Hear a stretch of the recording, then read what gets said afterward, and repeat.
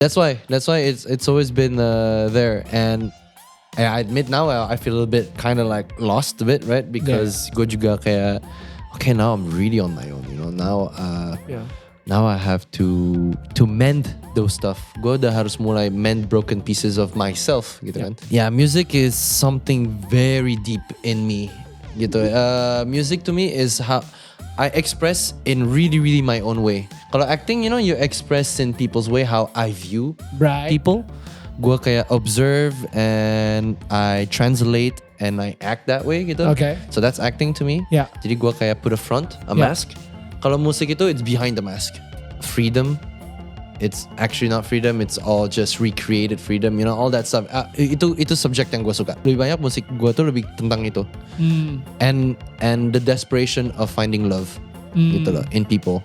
Not really about myself sometimes, but obviously itu kan ada dikit tentang gue juga kan, kayak finding love, finding happiness itu it's like textbook.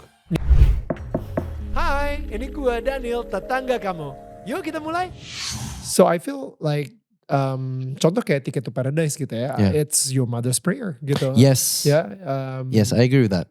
Dan I'm pretty sure your mom juga doa ke Allah gitu, supaya anaknya dikasih jodoh terbaik gitu. Yeah. Of course. Yeah. Completely. Yeah. That's why it's always been there, and I admit now I feel a little bit kind of like lost a bit, right? Because gue juga kayak okay, now I'm really on my own, you know. Now I have to mend those stuff. Gue udah harus mulai mend broken pieces of myself gitu kan.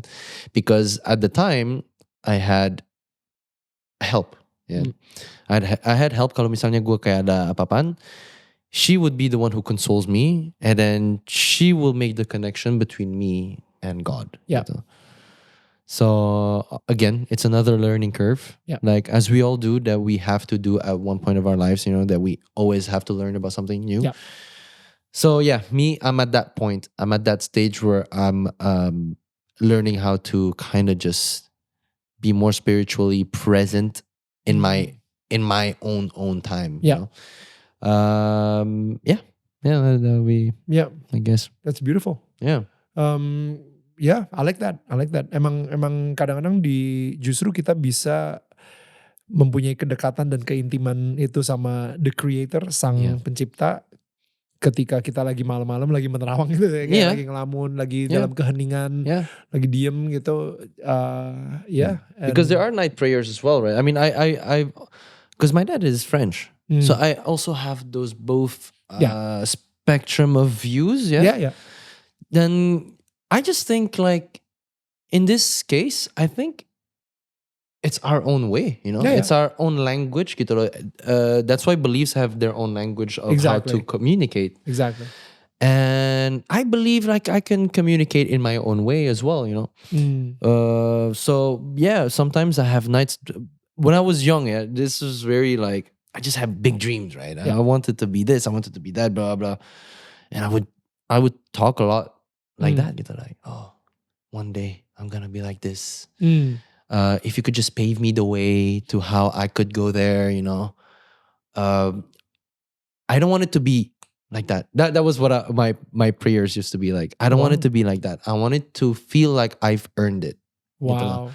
I cannot just be tiba-tiba kayak udah that's it, and then I just become I have this syndrome and stuff. Yeah. Gua gak bisa kayak gitu. I wanted to learn it. I want to have that curveball biar gue bisa juga merasa kayak I can have that status gitu. Yeah. You know, to really feel like I can talk about it in a way like I have experience in that. Yeah. You know, so my prayers was that. Wow. When I was a kid, I was like, because I was a big fan of George Clooney. Exactly. And he started to be really kind of like going after his 40s or something. Yeah. But I realized like, oh yeah, but now he's like this. He's so good. He has big paychecks because he has such good experiences gitu loh. And I will take that. That's what I want. Yeah. That was my prayers. When I was 13, 14. Dan setelah nonton Ocean's 11 gitu kayak with your mom. And I was also I love the band Muse. And Muse itu juga slowly, mereka tuh slowly tapi pas naik itu naik banget gitu. Yeah. But they went through the gutter dulu gitu, lewat got-gotnya dulu. You know, they're not like all flowery and like super rich after kan. Awalnya they had to go through so much stuff. Dan I want that gitu. I want that experience. Ini menarik banget sih. Gue nggak Maxim, ini menarik banget. Ini ngerubah perspektif gue banget. To be honest with you, I am currently lagi struggling about something. Dan tadi tuh kayak ketika lu ngomong, gue ngerasa iyalah kalau misalnya langsung dapat suksesnya dan gak ada struggle-nya, lu gak akan berkembang gitu. Kebanyakan dari kita kan agak manja dan kita pengen express gitu. Completely. Kayak wah Maxim bisa main Ticket to Paradise, gue juga harus bisa. Gue kayak sekarang nanti akan ada agent yang tiba-tiba secara gak sengaja nunjuk gue dan akhirnya gue jadi ini and everything. People, kita semua gitu ya berharap banget untuk dapat sesuatu yang instan gitu. Dan tapi doanya Maxim tadi itu, no, kalau misalnya Tuhan pengen memberikan gue kesuksesan, tolong kasih gue prosesnya juga gitu. Jangan sampai instan-instan banget gitu. And gue gak pernah denger ada orang yang doa seperti itu. So, mereka semuanya doa sama Tuhan tuh pasti kayak doanya, I want to be sukses. Yes. Kasih gue uang kaget dong besok gitu misalnya. You know, like give me money tomorrow gitu. I'm aduh gila gue mobil gue 2, gue perlu mobil ketiga nih. Like, I guess why I did it that way, soalnya gue gue tuh gak datang dari keluarga yang berat. I mean like we were medium class, right? Gak susah-susah banget juga, tapi gak kaya-kaya we're not there. Bokap gue tuh kerja keras, and yang gue lihat itu gue harus bisa tahu kalau misalnya momen dari sukses gue tiba-tiba menurun, gue harus tahu gimana baliknya lagi gitu loh. And obviously that's the process again. That's good. And I think there's a curve every time in life. Itu selalu bagus, habis itu ada momennya lagi low and naik lagi gitu. And it's always been how I've lived, you know. Gue main sinetron, film, terus tiba-tiba nggak ada terlalu banyak. And after I just reprocess again. And especially in our job description, it's so fast. Perubahannya cepet banget. Ya kan, dari sinetron, film, tiba-tiba sekarang OTT, film festival. You know, you have to be able to adapt to all the spectrum. And dari kecil gue udah lumayan bisa lihat itu sih. Because I just love actors and musicians. Dan mereka tuh selalu ngadaptasi inspirasi yang ada at the time to be relevant, right? And how did they start like that? Oh, well, they did some bad stuff in the beginning to really see your identity. That's one part as well. I want to have an identity. Right? I want to have identity yang mungkin gue tuh gak dapet itu dari orang yang gue suka banget, yang gue idolize, and that's it gitu. I'm just gonna go with that only, you know. I would have to have a little root to myself gitu, and that's paving the way. And talking about now, as you said, semuanya lagi instan sekarang because everyone could go there as fast as possible because of viral. You just make one video, you're viral, boom, you can be a star. You know what I mean? Which is good. That's the way it is, you know. I mean, I don't mind it. I'm not gonna, you know, complain about it because okay, now I'm gonna adapt to that too now, you know. But don't lose your experience. Experience is everything to me. Gue ngeliat ya your prayers gitu ya, kayak pertama ngefans sama George Clooney, akhirnya main film sama George Clooney. Ngefans sama Luna, that's true. Bentar aja, gue lagi nunggu nih kapan nih sama Muse ya. Well, so I'm getting close. Bro, really? I met someone who had a like, gue kemarin selfie sama dia. What? Sama Matthew Bellamy. Wow. What? Yeah. So I was like, oh cool. Okay. Okay, it's getting close. Kapan gue duet nih sama But at the same time, gue juga waktu itu kan syuting sama George Clooney. Right. And George Clooney and Matthew Bellamy are neighbors in Lake Como, Italy. Come on. Yeah. So I'm like, George, gue kapan main ke rumah lu? Gila. One day. Oh wow. Yeah. Iya. Itu lucu banget ya. Actually pas gue lagi di Lake Como gitu ya, itu literally kita lagi tour gitu kan sama ada tour group itu. Itu semua orang bilang, this is George Clooney's house. No way. Gue tuh selfie. Iya. Ya gitu, emang itu malah jadi attraction banget. Which menurut gue, kalau misalnya ya, let's say Indonesia itu pengen naikin turnya mereka gitu ya.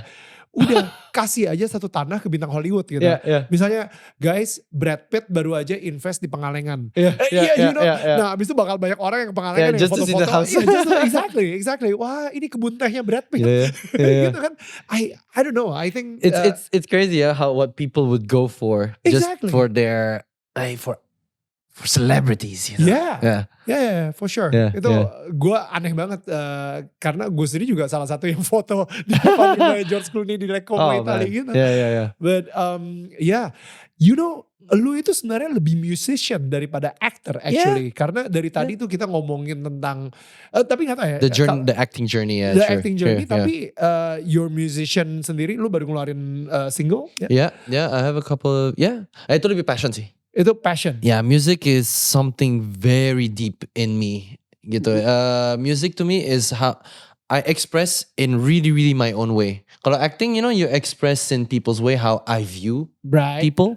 Gue kayak observe and I translate and I act that way gitu. Okay. So that's acting to me. Yeah. Jadi gue kayak put a front, a mask.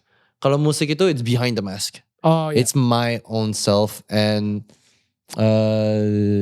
personal lah, very personal. Lu tapi poetically. menyalurkan banget apa yang lu rasain, siapa Maxim di musik lu ini. Yeah, in certain point of my life gitu. And it's my own way of talking to people sebenarnya. If you listen to my music, they're very, very like personal. Tapi gue kayak ambigu dikit, you know. Gue ambiguin tentang society, tentang apa, bla bla gitu. So yeah, that's my passion. Tapi I think, gue sendiri lagi, lagi promosi film Glenn Fredly kan. Jadi kayak I feel congrats by the way. Congrats for the release ya. Glenn sendiri juga menuangkan semua emosi jiwanya ya di musik juga sih. So kita bisa dengar kemarahannya dia terhadap negara ini misalnya, atau ketika dia patah hati, which is yang semua orang relate banget kayak gitu melalui ini juga lagu-lagunya dia. What are you trying to say then through your music? Well, it depends. Depends on your mood. Yeah, depends on my mood. Tergantung juga what is going on in my life gitu. Tapi selalu ada benang merahnya. Benang merahnya itu selalu. Have you read George Orwell's book 1984? I haven't read it, but I've heard of it. You know about the whole society happen.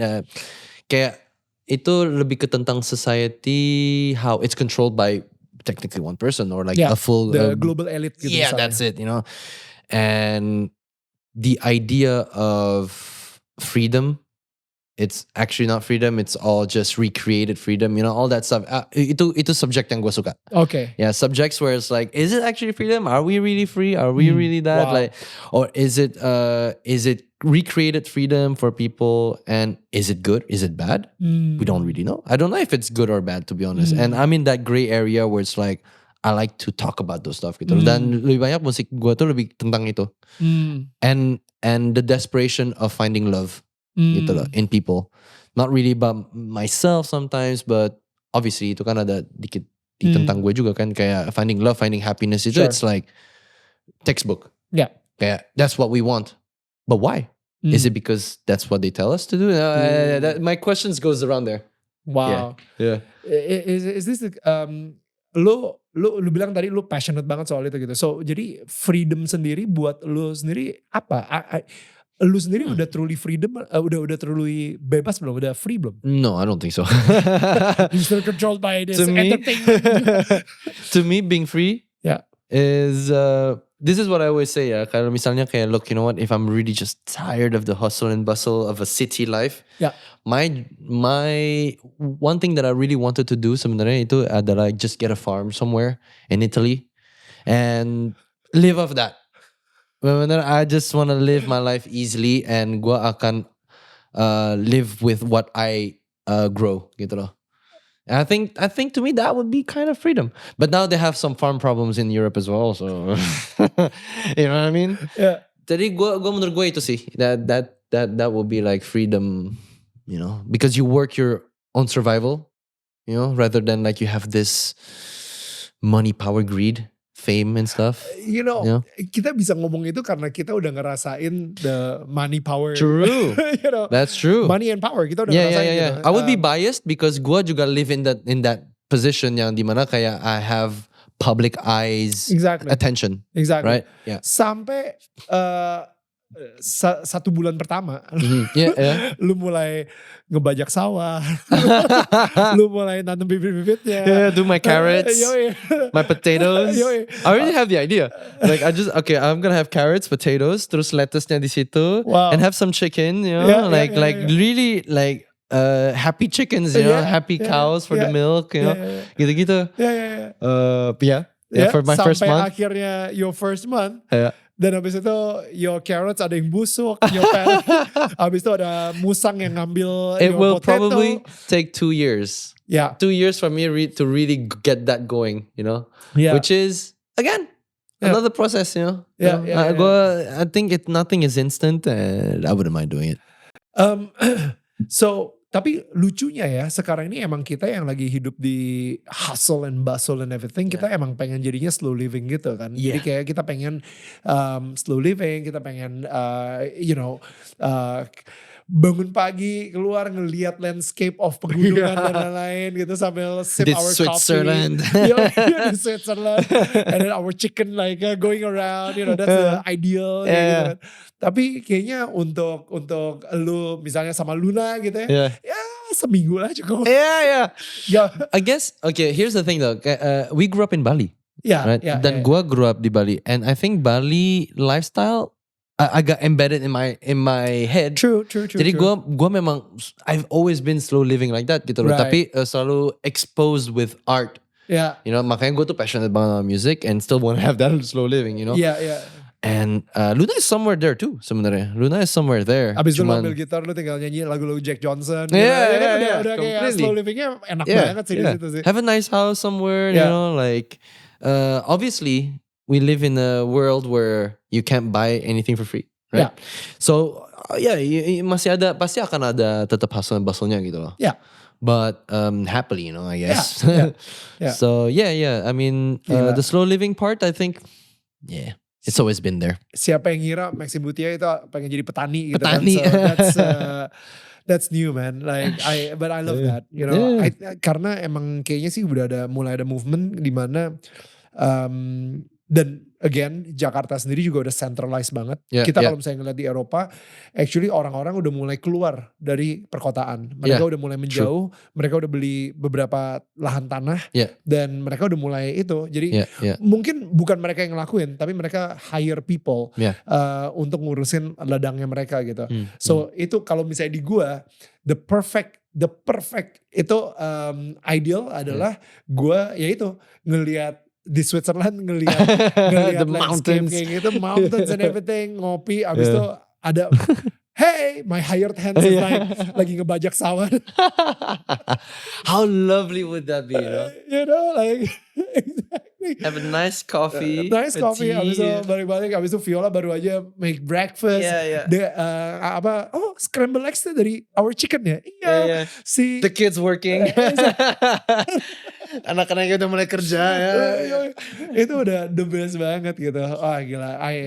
We enjoy that. Or what is freedom? Yes, what is freedom? Lu sendiri udah totally free atau lu sendiri masih ngerasa we'll never be free for our life? I think so. But because there's so much distraction, you know? Okay. One thing. I guess the biggest freedom a human life can have is in your deathbed, knowing that your kids have made it or like in a safe space, safe status, because that's what I'm afraid of. I guess right now is a bit bleak. It's a bit hard because everything is constructed gitu lah. Constructed with how we are fed with all these videos and people are attention span kita sekarang itu adalah 30 detik, 60 detik max. That's why I think freedom is, it depends on people, right? Depends on what their hook is. It depends on how they work at it, how they maintain it. You know, as you said, it could be temporary, it could be permanent.